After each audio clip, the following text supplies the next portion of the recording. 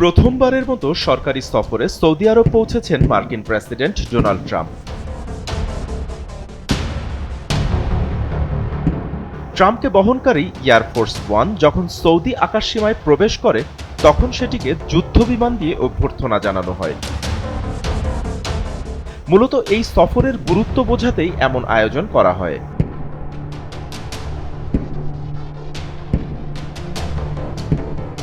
মায়ের আত্মনাদ, শেষ আমার ছেলের আদর করে আমার গেঞ্জি পরে দেবো। আমি আমার বাবাকে শুধু একটাবার জড়িয়ে ধরতে চাই। যে কথা যায়নি বলা এসএটিভির এই প্ল্যাটফর্মে সে কথাগুলোই বলবেন আপনি, শুনবে গোটা বিশ্ব। আর এই আয়োজন নিয়ে থাকবো আপনাদের সাথে। রিয়াদ বিমানবন্দরে অবতরণের পর ট্রাম্পকে উষ্ণ অভ্যর্থনা জানানো হয়।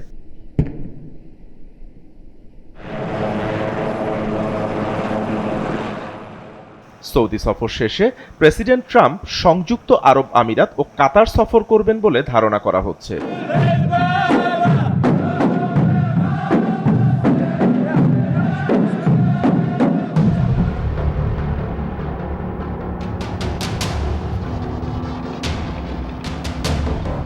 ট্রাম্প এমন সময় এই সফর করছেন যখন মধ্যপ্রাচ্যে ভূরাজনৈতিক উত্তেজনা বিরাজ করছে।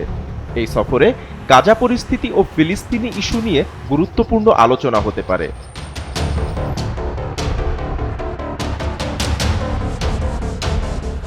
Relationship now is probably as good as it's really ever been. সংযুক্ত আরব আমিরাতের সঙ্গে 1.4 বিলিয়ন মার্কিন ডলারের সামরিক হেলিকপ্টার ও যুদ্ধবিমান যন্ত্রাংশ বিক্রির প্রস্তাব অনুমোদন করেছে যুক্তরাষ্ট্রের পররাষ্ট্র দপ্তর।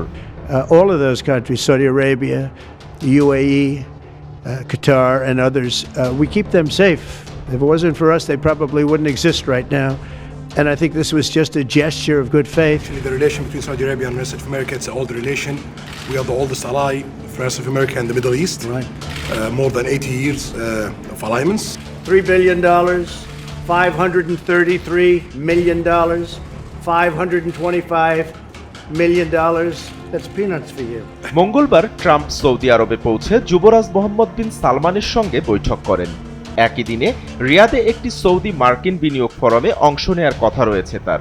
ওই ফোরামে BlackRock, Palantir, Citigroup, IBM, Qualcomm, Alphabet ও ফ্র্যাঙ্কলিন টেম্পলটনের শীর্ষ নির্বাহীরা উপস্থিত থাকবেন। বিশ্লেষকদের মতে ট্রাম্পের এই সফর বিশ্ব রাজনীতি এবং অর্থনীতিতে নতুন মাত্রা যোগ করতে পারে। বাপ্পি খান, এসএটিভি ডিজিটাল।